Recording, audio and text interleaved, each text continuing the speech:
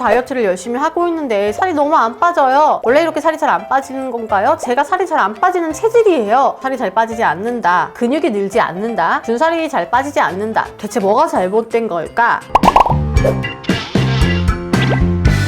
안녕하세요, 젤리니 여러분, 제이제이입니다. 오늘은 여러분이 좀 궁금해했던 슬림한 꿀답을 준비해봤어요. 열심히 다이어트를 하고 있는데 더 이상 체중이 줄지 않아요. 혹은 인바디를 쟀더니 체지방이 더 늘었어요. 라는 질문에 대한 답변입니다. 예전에 제가 블로그에 이런 글을 썼어요. 운동을 하루에 3시간씩 했고, 아침은 간단한 한식을 타서 먹고, 점심은 일반식 혹은 다이어트 도시락을 한 반 정도 아주 조금만 먹어요. 저녁은 닭가슴살 샐러드만 먹었어요. 그리고 6시 이후에 금식을 합니다. 언뜻 들으면 정말 다이어트 열심히 하고 있는 것 같은데, 처음에는 체중이 빠지지만 근육량이 조금 늘어나는 것 같더니 3개월 이후부터는 근손실이 심해지고 어느 순간부터는 빠지던 체중에도 변화가 없어요. 그래서 유산소 운동을 더 늘렸습니다. 총 6개월이 지났는데 오히려 체지방률이 늘어난 거예요. 왜냐면 근육이 빠지면서 체지방률 자체가 올라가기 때문이죠. 내가 현재 체지방이 더 이상 빠지지 않거나 전반적으로 감량이 되지 않는다면 분명 식단이나 운동에 무언가 문제가 있다는 것이겠죠. 그래서 바로 그걸 위한 체크리스트 갑니다. 첫 번째 체크리스트는 나는 과연 강도 높은 웨이트 트레이닝을 하고 있는가? 식단은 물론 중요합니다. 많은 분들이 간과하는 점이 내 몸을 바꾸기 위해서 운동을 하는데 그 운동의 강도가 충분한가를 따져보지 않는다는 거죠. 하루에 해야 하는 운동 프로그램을 완료했을 때 내 몸에서 드는 느낌은, 예를 들어 내가 오늘 하체 운동을 했다면 더 이상 하체를 써서 걸어다닐 수 없을 정도로 강한 느낌이 와야 합니다. 운동을 끝내고 나서 마음과 몸이 모두 편안하면 일단 그 운동으로 몸의 모양을 완벽하게 바꾸긴 어렵다. 그래서 운동을 하는데도 운동 효과를 잘 느끼지 못한다 라는 젤리니들은 내가 하고 있는 운동의 강도를 한번 체크를 해보세요. 내가 충분히 힘든 강도의 운동을 소화해내고 있는지. 더불어서 웨이트 트레이닝에는 변화라는 것이 필요합니다. 그 변화라는 게 아주 거창한 변화가 아니라 세트 수나 템포, 프로그램의 순서나 느낌, 이런 세세한 부분에 작은 변화를 주면서 어떻게 하면 내가 더 힘들 수 있을지, 어떻게 하면 느낌이 아플 수 있을지를 연구하면서 내가 더 할 수 없는 영역대로 운동을 이끌어 나가는 것이 제대로 된 웨이트 트레이닝이죠. 두 번째, 내가 오버 트레이닝 하고 있지는 않은가? 아니, 아까는 운동을 열심히 하라면서요. 근데 이제는 뭐 오버 트레이닝 하지 말라니 대체 어떤 장단에 맞춰야 해요? 이게 참 어려운데요. 제가 좀 전에 강도 높은 웨이트 트레이닝이라고 했지만 이번에는 오버 트레이닝 하지 말라고 했어요. 여기서 말하는 오버 트레이닝이라는 거는 힘들게 운동하지 말라는 의미가 아닙니다. 너무 길게 운동하지 말라는 의미였어요. 즉, 운동 시간이 무조건 길다고 해서 좋은 게 아니에요. 특히 일반 젤리니들 경우.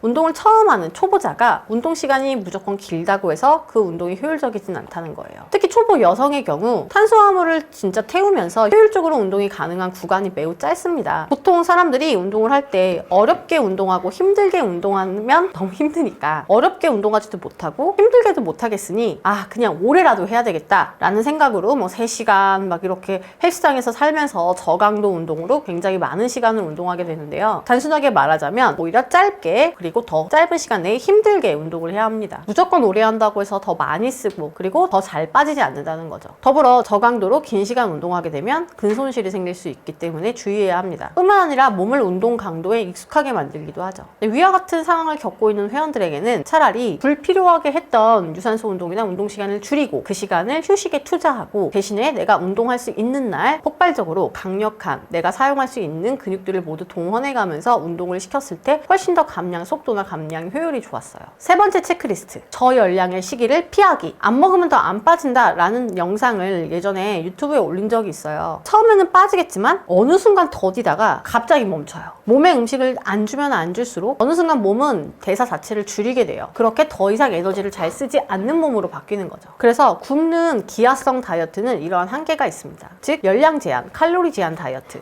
이것은 당장에 단기적으로 일시적인 감량의 효과는 있을지언정 장기적으로 보았을 때에는 근육의 볼륨 자체가 떨어지고 어느 순간부터는 아무리 안 먹어도 살이 잘 빠지지 않는 체질, 혹은 조금만 먹어도 살찌는 체질을 만들게 되는 거죠. 그래서 혹시 내가 살이 너무 안 빠지는데 더 이상 음식을 줄일 게 없다, 근데도 안 빠진다 라고 하시는 분들은 내가 혹시 너무 적게 음식을 줄이면서 내 몸의 대사가 떨어지고 있지는 않은가를 꼭 체크해 봐야 합니다. 네 번째는 휴식. 충분한 휴식은 체중 감량 그리고 몸을 만드는 3대 요소 중에 하나예요. 보통 식단하고 운동이 두 가지라고 생각하는데 사실은 세 가지죠. 식단, 운동, 휴식. 이 휴식이 보장되지 않으면 나머지 두 가지는 아무리 열심히 해도 효율을 내지 못해요. 적정 운동을 한다는 가정하에 추천하는 수면 시간은 평균 한 8시간 정도. 간혹 3-4시간을 수면하면서 다이어트나 운동을 하고 있다는 분들이 계신데요. 수면이 줄어들면 줄어들수록 식욕은 높아질 거고요. 식단 조절이 어려워집니다. 그런가 하면 운동을 아무리 열심히 해도 근육이 잘 생기지 않아요. 체지방도 잘 타지 않고요. 수면의 양은 내가 얼마나 다이어트를 효율적으로, 효과적으로 할 수 있는지를 결정짓는 아주 중요한 요소입니다. 내가 살이 잘 빠지지 않는다면 혹시 내가 너무 적게 수면하고 있는 건 아닌가? 그에 비해서 운동은 너무 많이 하고 있지는 않은가? 물론 여기서 휴식이란 수면을 의미하기도 하지만 내가 운동을 하지 않고 쉬는 완전한 몸의 휴식을 의미하기도 합니다. 그래서 내가 충분히 운동 중간에 휴식하는 타이밍이 있는지, 그게 아니라면 중간에 낮잠을 취해주는지, 아니면 밤에 충분한 수면을 취하고 있는지 여러 가지 휴식을 꼭 체크해 보세요. 5번째, 스트레스. 이것도 역시 생각보다 많이들 간과하는 부분인데요. 모든 것들을 완벽하게 지키면서도 정말 살이 빠지지 않는 케이스를 실제로 많이 만나봤습니다. 왜냐면 모든 게 다 완벽했어. 그런데 살이 빠지지 않았어요. 이런 분들을 하나하나 체크를 해보니 가장 문제가 됐던 부분은 바로 이 스트레스였어요. 저 역시 과거에 정말 운동도 열심히 하고 식단도 잘 지켰는데 살이 계속 안 빠지는 거죠.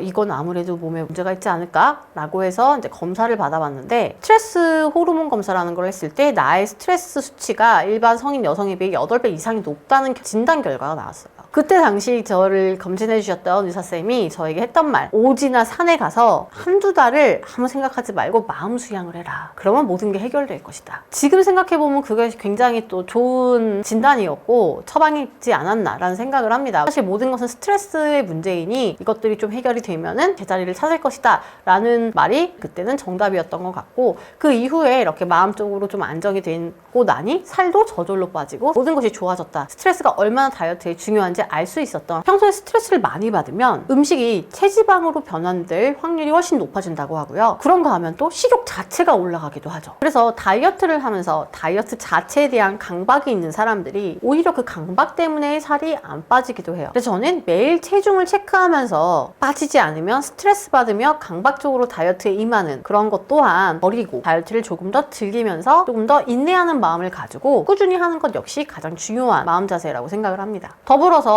또 내부에서 외부에서 발생하는 여러 가지 스트레스 요인들은 내가 이 스트레스를 어떻게 건강한 방법으로 풀어낼 수 있을지, 흘려보낼 수 있을지 계속해서 연구하고 취미활동 등등을 개발하면서 고민해 나가야 할 부분이라고 생각해요. 마지막, 건강 문제. 이거는 스트레스와 좀 약간 다른 부분인데요. 정말 최종적으로 최후에 체크해봐야 할 부분이에요. 앞서 말씀드렸던 5가지 중에 아무것도 해당이 안 되는데 난 정말 쌤이 알려준 대로 운동도 정말 열심히 하고 식단도 다 잘 지키고 있어. 근데 정말 살이 빠지지 않아요 라고 하시는 분들은 보통 갑상선 기능이 저하되는 경우에 살이 찔 수 있어요. 그래서 갑상선 저하는 살이 찌는 것 말고도 다른 여러 가지 병증이 함께 나타나게 되는데, 무기력하거나 너무 피로함을 느끼거나 이런 증상이 동반된다면 가까운 병원에서 피검사를 한번 받아보는 것도 좋은 방법입니다. 갑상선 저하가 있는 경우에 체지방이 잘 움직이지 않고 빠지지 않고 오히려 찌는 경우가 굉장히 많아요. 갑상선 저하다라는 판명이 날 정도가 아니더라도 경계성 질환이 있으신 분들 역시 체중이 유지되거나 조금씩 올라가는 경향이 보이기 때문에